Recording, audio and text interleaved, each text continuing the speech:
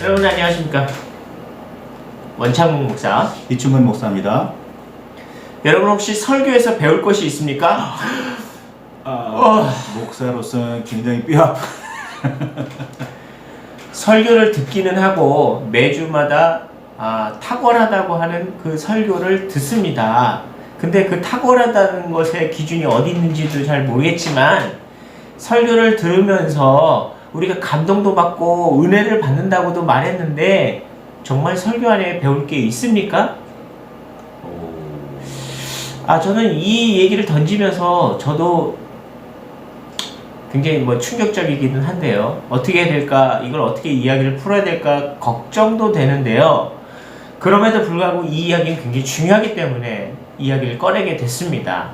우리가 지금 어떻게 설교를 하고 있는지, 또는 설교를 듣는 성도 입장에서는 설교를 어떻게 들으시고 있는지, 내가 설교를 들어보니 오늘 목사님 설교는 별로였어, 또는 오늘 설교 좋았는데?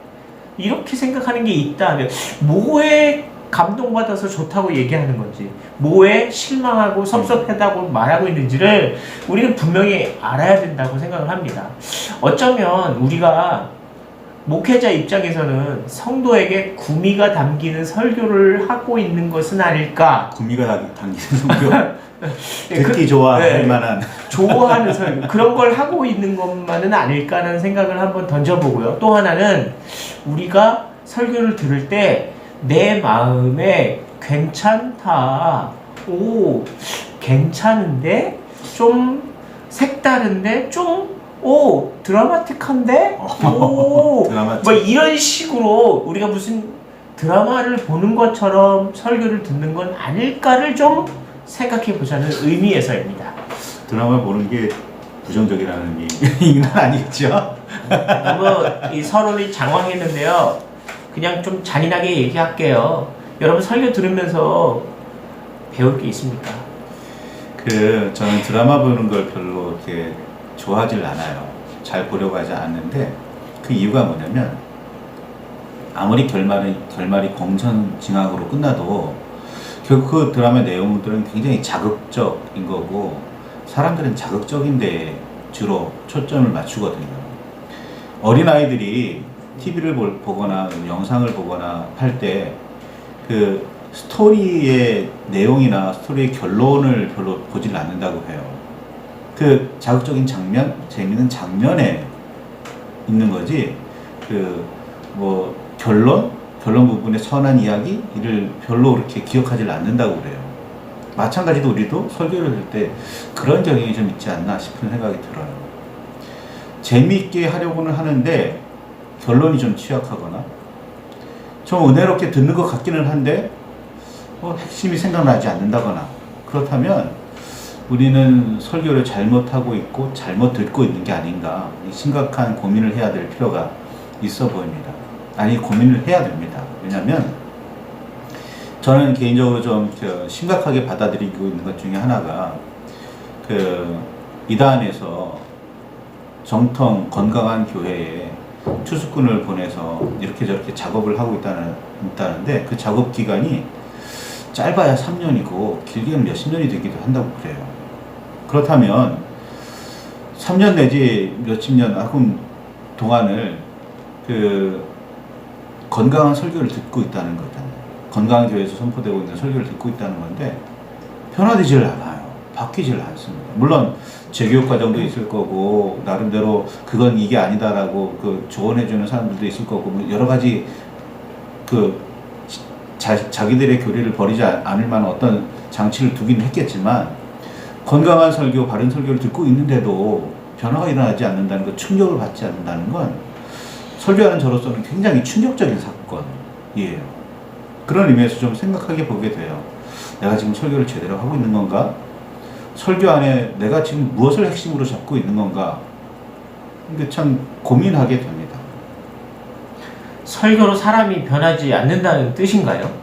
참 고민이네요. 실제로 전도사 때 그런 이야기를 들었어요. 설교로는 사람이 변하지 않는다. 그 이야기를 듣고서 한참 고민했습니다. 그럼 내가 왜 신학교에서 그 어려운 교리를 배우고 설교학이라는 그 학과를 배우면서 설교를 어떻게 하면 더 잘할 수 있는가를 배우고 있는 거지?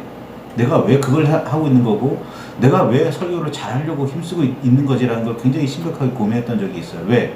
실제로 그 얘기를 들었어요. 설교는 사람을 변화시키지 않는다. 왜 설교를 하는 걸까요? 왜 설교를 듣는 걸까요? 진짜로.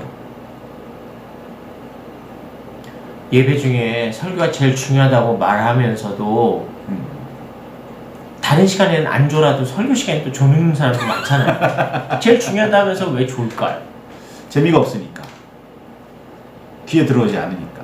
피곤하니까. 그러니까 교리적인 얘기를 할 때는 졸고 있는 사람들이 많은 거고, 안 졸리는 설교를 하자니 재미나고 또 교훈이 될 만한 이야기만 하고 있다는 겁니다. 뭐 그걸 적절하게 잘 조합을 해야, 잘 조절을 해야 위대한 설교가 되는 거죠.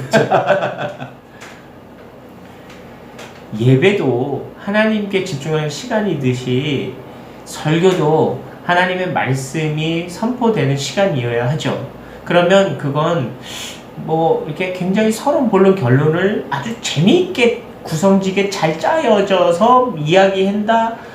그거는 방법적인 전략적인 어떤 그런 수단일 수는 있겠지만 무엇보다 중요한 건 그 안에 있는 말씀은 하나님의 말씀이어야 합니다. 근데 그거는 하나님께서 우리를 데려다 놓고, 그러니까 예배를 참여하는 사람들을 데려다 놓고 구성지게 구구절절히 감동적으로 요때는 눈물이 나고 요때는 웃음이 나고 이런 걸 계산해서 말씀을 전달한 것은 아니지만, 결국 하나님의 말씀을 정말로 잘 짜서 이렇게 전달하는 것은 목회자의 또 필요한 요건이기도 하겠죠. 그런데 설교라는 것을 통해서 하나님의 말씀이 전달되지 않는 경우는 어쩔 겁니까?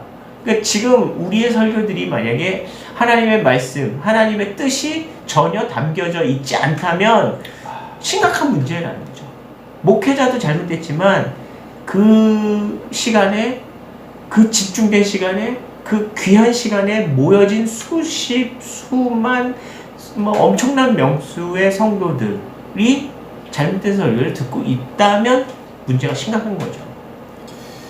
저는 설교 준비할 때 굳이 의도를 가지고 하진 않아요. 이 장면에서 감동을 줘야겠다든지, 이 장면에서는 좀 꼬집어야겠다든지, 뭐 이런 식으로 의도를 주진 않아요. 근데 해야 할 말이다. 이건 반드시 새겨야 한다라는 그런 부분을 강조하는 편이기는 한데, 그래도 뭐 제 의도는 어느 정도 들어가긴 하겠죠. 중요한 건 뭐냐면, 하나님의 말씀에 감동받았다, 은혜받았다, 동시에 그 말씀을 듣고 나는 뜨끔했어 라는 반응도 있어야 하는데, 실제로 뜨끔했어 라고 반응하시는 분들은 별로 없다는 거예요. 내가 오늘 말씀을 듣고서 신앙생활을 하면 이게 필요하다는 사실을 깨달았어, 이런 말씀 하시는 분들은 별로 없다는 게 저는 굉장히 가슴 아픕니다. 세상에 그 보험을 들려고 이렇게 가입 유치하는 사람들도 보면 사람을 설득하는 것이 그 사람들의 역할이잖아요. 그러니까 보험 들 생각이 없었는데 이 사람의 얘기를 들어보니 보험을 들어야겠다. 이게 변화인 거거든요. 내 생각의 변화, 전환점이라고 말할 수 있는 거예요. 교회 설교도 결국에는 나는 그렇게 하고 싶지 않았어, 내 마음은 그게 아니었어 라고 했는데, 하나님의 말씀이 선포되니까 그 시간에 하나님이 원하시는 건 이거였네, 나는 하기 싫었지만 하나님은 이걸 원하셨어, 그럼 그것을 해야겠다, 이게 결정되는 시간이 예배, 즉 설교 시간이어야 하는 겁니다.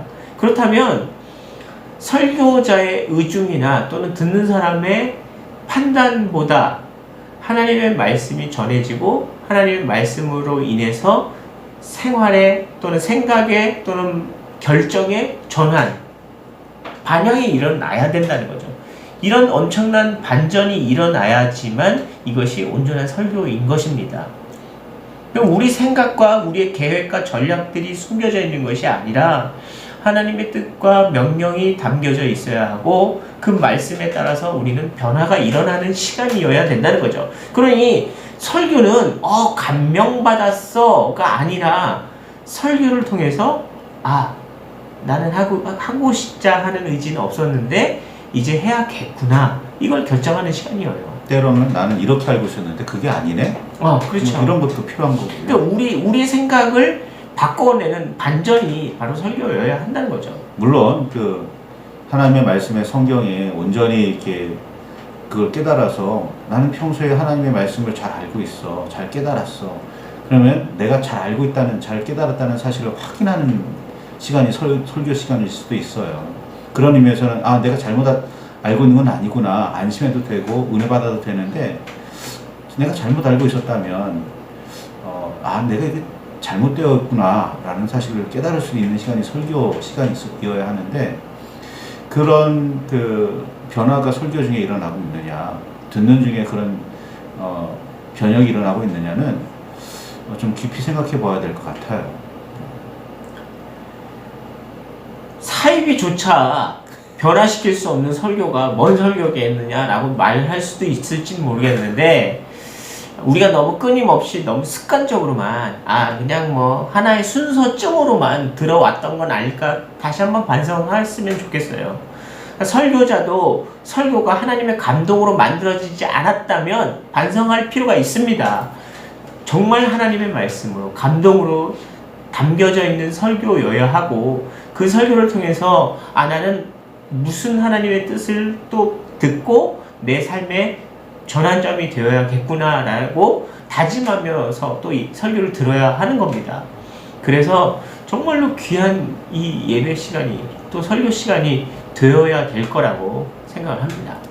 혹자는 설교를 그냥 무비판적으로 들어라 하시는 분도 계시는데, 제가 보기에는 비판적으로 들으셔야 돼요. 그리고 저는 개인적으로 무슨 믿으니까 아멘 이렇게 대답하는 걸, 묻고 대답하는 걸 별로 긍정적으로 생각하지 않아요.